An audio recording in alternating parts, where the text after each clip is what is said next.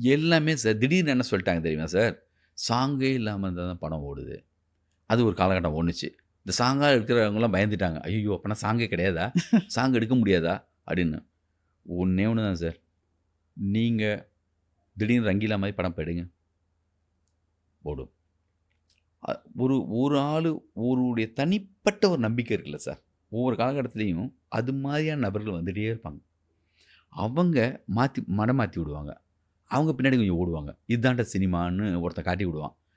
உங்களுடைய திட சங்கல்பம், உங்களுடைய நம்பிக்கை, உங்களுடைய யாரு சொன்னாலும் சரிதான். அப்படியே வந்து என்னன்னா, இது வந்து லவ் மாரி தான் சார். அந்த பொண்ணெல்லாம் எப்புட்றா உன்ன பார்க்கும்னா, அவன் நம்பி போய் டெய்லி காலையில மழையில கான்ஸ்டன்ட் ரொமான்ஸா போய் நின்னான் பார்த்தீங்களா? அவனுடைய நம்பிக்கையில அது ஒர்க் அவுட் ஆகுது பார்த்தீங்களா? அந்த மாரி, நீங்க இந்த படத்த நோக்கி மட்டுமே அது என்ன செயலா ஃபிலிமா இருக்கட்டும், எதுவா இருக்கட்டும், ஒரு தான். அதான்யா பழி வாங்குதுன்னு ஒரு படம் பண்ண முடியுது. சங்கர் சார் சொல்லுவாரு, எலுமிச்சம்பழத்த வச்சு நான் ஒரு படம் பண்ணிருச்சேன். யார் முந்திக்கிறான்னு தான் விஷயம் சொல்லுவாரு. எப்பயுமே சொல்லிட்டே இருப்பாரு. அது மாரி any style of film sir.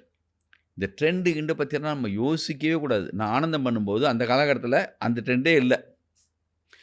நம்மளுடைய சினிமா தவிர்த்து நீங்க வேற எதையும் யோசிக்காம, அத மட்டுமா இருக்கிற பைத்தியம் மாரி இருக்கணும் சார். நான் தான் சொல்லுவேன். காளிய பத்தியுமே யோசிக்கிற ராமகிருஷ்ண பரமஹம்சர். தாய பற்றி யோசிக்கும்போது மார்பில் பால் சுரக்க வேண்டும். ஆஞ்சநேயர பத்தி யோசிச்சா வால் முளைச்சிரணும்.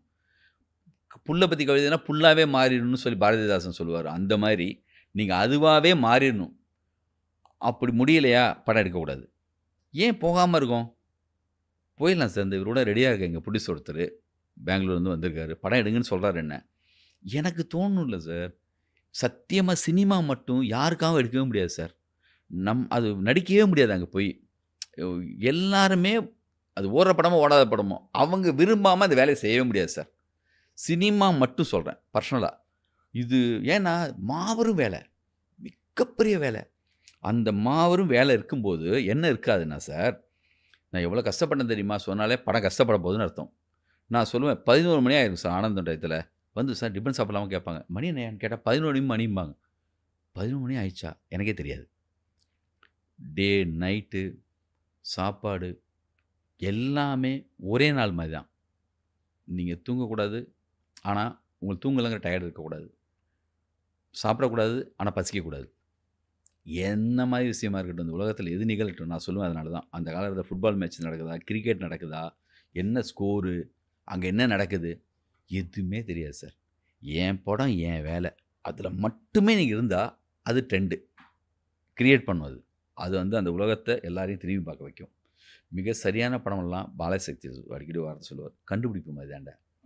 கண்டுபிடிப்புக்கு காலகட்டம் இருக்கா? பல்ப் எப்பயோ தான் கண்டுபிடிச்சாங்க. இன்னைக்கு எரியுதுல்ல? அது மாதிரி காலகட்டமே கிடையாது சார். காலகட்டங்கிறது ஒரு மாயை. மிக சரியான விஷயம். ஒரு நல்ல ஒன்லைன் அமைஞ்சிச்சுன்னா, அது எல்லா காலகட்டத்துக்கும் அது நல்ல ஒன்லைன் தான். கடைசியில நீங்க சொன்னீங்கல்ல, ஒரு 7, 8 சீன் இருக்கு. அத பார்த்தா உயிர் வந்துரும் அப்டின்ட்டு. அதுல ஒரே ஒரு சீன் சொல்லுங்க. ஆ ஒரு சீன் தான் நாயகன்.